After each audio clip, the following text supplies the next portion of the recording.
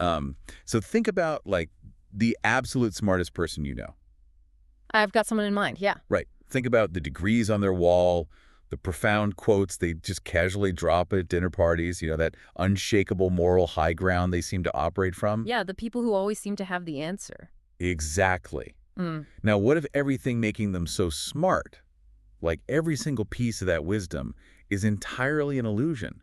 What if, what if it's all just borrowed? I mean, it's an incredibly unsettling thought. We are so conditioned to treat knowledge as like a hard asset. Right, like money in the bank. Exactly. You read a book, you make a deposit into your brain, you acquire a credential, and your net worth of intelligence goes up.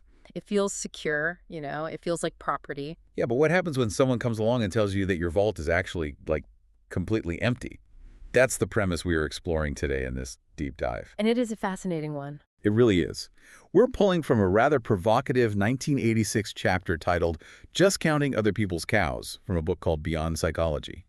And our mission here is to challenge the very foundation of what you, the listener, consider wisdom. Especially the wisdom handed down by traditional authorities. Right. We're going to look at the argument that relying on this handed-down knowledge isn't just like harmless memorization. It might actually be the exact mechanism keeping you stuck.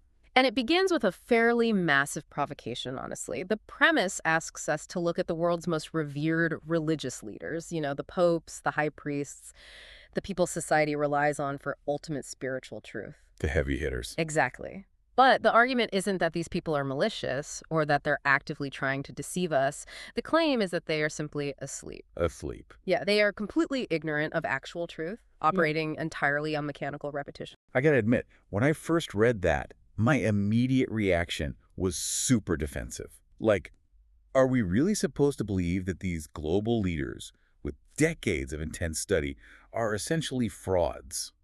Well, the argument here is far more nuanced than just calling them criminals. A conscious fraud requires a high level of awareness, right? You have to know the truth to hide it. Exactly. You have to know the truth in order to actively hide it. The argument here is that these leaders aren't consciously cheating anyone because they lack that fundamental awareness. So what are they doing then? They operate entirely on what the text calls borrowed knowledge. So they have these vast encyclopedic stores of theological data, scriptures, traditions, centuries of commentary. Right, they've read everything. But absolutely none of it comes from their own direct lived experience. And because the general public doesn't even have that borrowed knowledge, the leaders seem like incredible profound. They can point to the masses and say, you are ignorant and we have the answers. Exactly. But fundamentally, neither group actually knows. They just have different levels of memorization. Which is a crucial distinction. I mean, we often confuse a really good memory with true intelligence. We do. We definitely do. And to really drive this home, the text brings up this fascinating historical anecdote about Alexander the Great and his invasion of India. Oh, this story is wild. It is. So his teacher was Aristotle, right? The legendary father of Western logic. And before Alexander left, Aristotle gave him a very specific mission, which was to bring back the 4 Vedas. The sacred Hindu texts. Right. Because at the time, the rumor in the West was that these 4 texts contained the sum total of all universal knowledge. So Aristotle desperately wanted them for his own study. So Alexander probably thinks, hey, no problem. I'm conquering the known world anyway. I'll just pick up a copy on the way. Just swing by the bookstore. Right. But finding a physical copy was incredibly difficult. Historically, Hindus resisted putting the Vedas into print for centuries. Because of this deeply held belief that wisdom is not a commodity. You can't just buy it at a market stall. Which forces Alexander to hunt for an authentic source. Yeah. And eventually he finds an old Brahmin who possesses an original copy. And Alexander demands the books. Of course he does. He's Alexander the Great. Right. And the old Brahmin actually agrees, but he lays out a condition. He says, traditionally, the Vedas can only be handed over at sunrise. You have arrived at sunset. Come back tomorrow morning, and they are yours. So Alexander is thrilled. He assumes he's succeeded. But overnight, the old Brahmin and his 4 sons sit around a fire. This is where it gets crazy. Yeah. The father hands one of the 4 Vedas to each son. He instructs them to read a page aloud, memorize it flawlessly, and then throw that physical page into the fire. So intense. They spend the entire night doing this, reading, chanting, and burning these priceless ancient texts. By sunrise, the physical books are nothing but ashes. I mean, you can imagine Alexander's reaction when he arrived. He's just staring at a pile of ash, completely stunned. I would be too. But the Brahmin says, I could not give you the physical books. That is simply not done. But I offer you my 4 sons. I have trained their memories their entire lives. They have perfectly memorized every syllable. You can take them to Aristotle. But Alexander refuses to take them, which, honestly, I kind of struggled with at first. Why is it that? I'm just trying to put myself in Alexander's shoes. Oh. Sure, they burn the books, but you still have the data, right? The sons have it perfectly stored in their heads. Why is having the data not enough? Well, because Alexander realized the data was utterly useless without comprehension.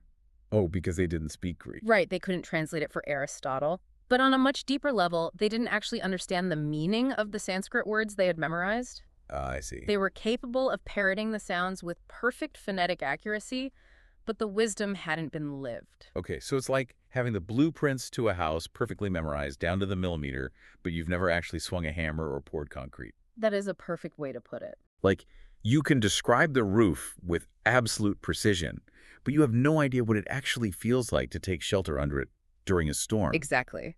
The psychological mechanism here is that memory is merely mechanical. It's basically just a biological storage drive. A hard drive. Yeah. You can program a computer with perfect memory, but a computer has no consciousness. True intelligence, true understanding is non-mechanical. It actually requires experience. That makes a lot of sense. Socrates famously pointed out that there is a knowledge which is actually just ignorance disguised. Borrowed knowledge makes a person arrogant. Oh, for sure. They read a book on grief, for example, and suddenly they feel qualified to tell everyone else how to process loss. But the person who has actually lost someone they love, the person with the lived experience, they don't lecture. They are humbled by the reality of it. Exactly. Authentic experience strips away arrogance. If you truly touch reality, you realize how vast it is and how little you actually grasp.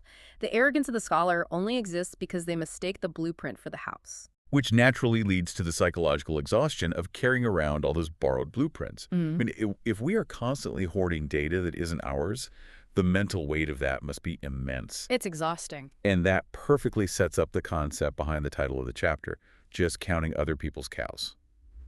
There's an allegory here involving Gautam Buddha and a servant, right? Yes. So Buddha used to talk about a man whose entire job was simply sitting by a door in the village every evening at a very specific time called Godhuli. Which means cow dust, right? Yes. It beautifully translates to cow dust, which is that golden hour at sunset when the returning cows kick up the dirt on the road.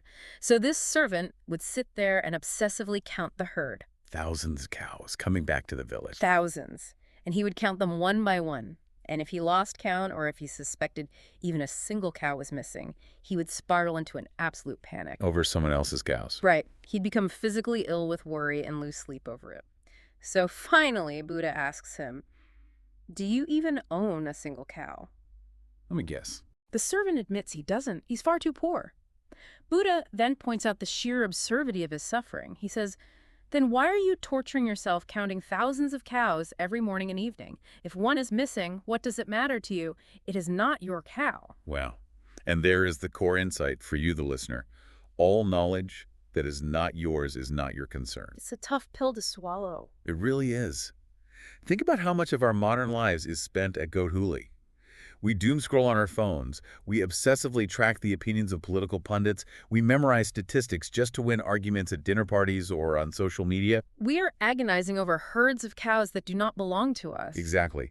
We are regurgitating other people's milk rather than producing any nourishment of our own. And this reliance on borrowed knowledge, it doesn't just waste our time, it actively starves us. By feeling satisfied with borrowed opinions, we stop seeking our own experiential truth. We feel full, but we're spiritually malnourished. But I want to push on this a bit because it feels like there's a darker layer here. It's one thing to say we are wasting our time arguing on Twitter. It's another to suggest that this illusion of knowledge is an active societal trap. Oh, it is a trap. And it's maintained quite deliberately. Okay, tell me more. Well, to explain how this societal hypnosis functions, there's a brilliant, albeit somewhat unsettling story from the mystic George Gurdjieff. He described a magician who owned a large flock of sheep. And the magician has a bit of a problem. The sheep keep wandering off into the forest and getting eaten by wolves. Or they actively run away because they intuitively know the magician is eventually going to butcher them for mutton. Right. Managing them is chaotic and just totally inefficient. So rather than building stronger fences, the magician uses hypnosis. As one does. Naturally. He hypnotizes the entire flock, but he doesn't just tell them to stay put. He changes their fundamental identities. Oh, wow. He tells one sheep, you are a lion, you are brave and fierce. He tells another, you are a tiger. He tells another, you are a human being, vastly superior to these animals. He flatters their egos. Precisely. He gives them an identity that makes them feel powerful and exceptional, and it works flawlessly. So they stay. The sheep stop running away. I mean, why would a lion fear a shepherd who butchers sheep? Why would a human run from a slaughterhouse meant for livestock? That is so dark. They strut around, roaring like lions, completely docile and available for slaughter whenever the magician gets hungry. And when he grabs one by the neck, the others simply watch and think, oh, what a foolish sheep that was, pretending to be a lion like us. Okay, I have to pause here because the implication of this is just staggering.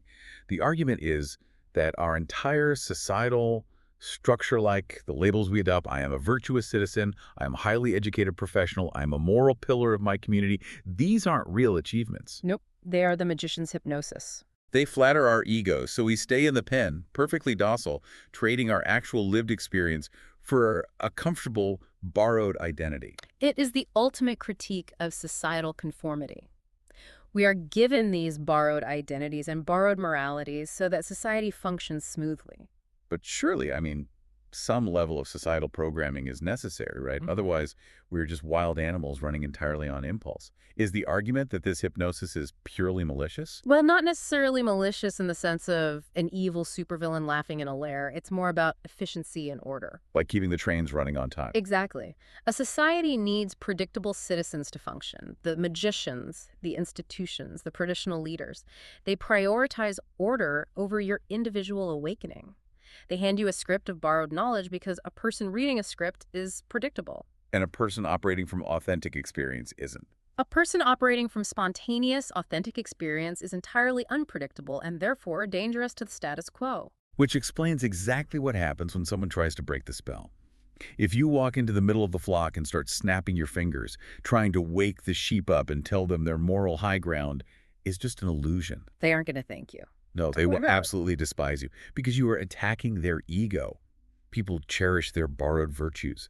It feels like a hard-earned treasure. When you tell someone that their lifelong accumulation of knowledge is actually just a cover-up for deep ignorance, the psychological reaction is intense, defensive rage. And this is where the source material gets intensely personal and dramatic. We want to be clear for everyone that we're just neutrally reporting the claims made here in the text, but the author asserts that exposing this hypnosis made him the target of global hostility. He does, very strongly. He describes himself as a man with no weapons, no armies, just words, yet he claims powerful governments were absolutely terrified of him. The specifics he details are really fascinating to analyze from a psychological standpoint.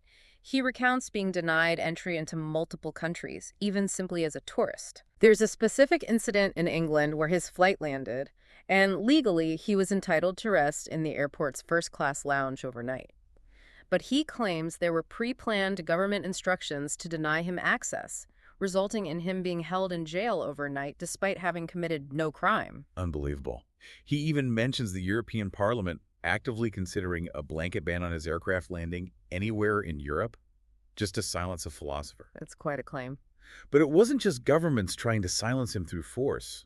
There was also this widespread effort to strip away his identity from his own teachings. Right, the intellectual plagiarism. The author's followers were highly distressed because his work was being heavily stolen. Yeah, people were just taking it. He cites publishers in Germany producing his books without credit. In India, a government-owned radio station was reportedly broadcasting his stories every morning for 10 minutes without ever mentioning his name. Just ripping him off completely. He even claims that cabinet ministers and the prime minister at the time, Indira Gandhi, were lifting his statements word for their political speeches. Because using his name was politically toxic, but the underlying concepts were too powerful not to use. Now, you would expect the author to be furious about this. I mean, if I spent my life developing a philosophy and the prime minister stole it, I'd be calling my lawyers. Oh, absolutely. But his reaction is incredibly revealing. He basically treats his teachings like open source software. That is a brilliant modern equivalent, yeah. He views truth not as personal property, but as a utility. He actually says his words are fire. If a politician steals the open source code and strips his name off it, he doesn't care because the code still runs. A fire still burns. Right. If the fire is introduced into the system, it's going to burn away the illusions regardless of whose name is on the matchbox. He actually encourages more people to steal it because the ultimate goal isn't his own fame, it's breaking the hypnosis. Which brings us to the most difficult part of this entire framework. Okay, lay it on me. Let's say you recognize the hypnosis. You see that you've been counting other people's cows and you actually want to wake up. How do you actually take responsibility for your own awareness without just accidentally feeding your ego in a new, more spiritual way? Right. How do you know you aren't just adopting the identity of the rebel sheep? It's the ultimate trap. And in the text, a follower brings this exact dilemma to him, asking, where is the line between true self-responsibility and just selfishly fulfilling my ego's desires? It's a very logical, intellectual question. And the response is a profound dismissal of the intellect itself. I love this part. The author basically says that intellectually the question makes perfect sense, but existentially it is utter nonsense. And to explain why, we get this incredibly elegant metaphor of a dark room. So imagine you are standing in a room that is completely pitch black, and you ask the intellectual question, when I bring a lamp into this room, what am I going to do with all the darkness? Where do they push it? How do I throw it out the window? If you view darkness as a tangible object, as a thing that exists, that question is perfectly logical. You have to put it somewhere. Right, it takes up space. But existentially, the moment you bring the light into the room, the question vanishes. You don't fight the darkness. You don't push it out the door. The darkness simply ceases to exist because darkness isn't a thing. It is merely the absence of light. So to translate this for you, the listener, we spend so much time agonizing over our motives. Am I acting out of ego right now? Is my anger justified? Am I being selfish? We try to fight our own psychology. They really do. But the argument here is that the ego is not a physical object you can wrestle with. Ego is unconsciousness. It is the darkness. Responsibility, on the other hand, is awareness in the light. Exactly. They cannot coexist. You cannot have a room that is simultaneously flooded with light and filled with darkness. If the light of awareness is truly present, the ego naturally vanishes. Okay, but let's get incredibly practical here.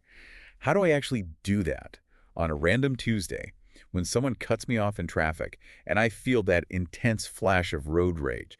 My ego is screaming that I've been disrespected. How do I turn on the light instead of just wrestling with the anger? Well, the mistake we make in that traffic scenario is trying to intellectually suppress the anger. We tell ourselves, I shouldn't be angry, I'm a good spiritual lion. Right, back to the hypnosis. That's just the magician's hypnosis again. Turning on the light means you simply observe the anger without judgment. You become intensely aware of it. Just watch it happen. Yeah, you watch the physical sensation in your body, the thoughts racing through your mind, but you don't attach your identity to it. The sheer act of objective observation, that awareness, is the light. And under that scrutiny, the mechanical, unconscious reaction of the ego just dissolves. You don't fight the feeling, you just illuminate it. Exactly. But that process sounds exhausting in its own way. The text describes this as a deep fire test. It is a profound trial because it requires dropping everything that makes you feel safe. You have to drop the hypnosis that you are special. You have to drop all the borrowed knowledge that makes you feel smart. That's a lot to let go of. It is. You must be willing to stand utterly naked and empty. But the promise on the other side of that fire is an immense unburdening. When you no longer have to carry the weight of other people's blueprints or count other people's cows, you experience a glorious freedom. The text describes it as finally being able to open your wings unto the sky, because the entire sky is now yours to experience firsthand. Leaving the comfort of the flock to jump into the empty sky. It's a beautiful, terrifying challenge. Which kind of brings us to the end of our journey today. We've unpacked the heavy illusion of borrowed knowledge, why memorizing the Vedas isn't the same as living them. Right. We've seen how obsessing over things that aren't ours is just counting other people's cows. And we've explored the dark room, realizing that true responsibility isn't about fighting the ego, but simply illuminating it with awareness. So as you go about your week, we challenge you to look closely at your own life.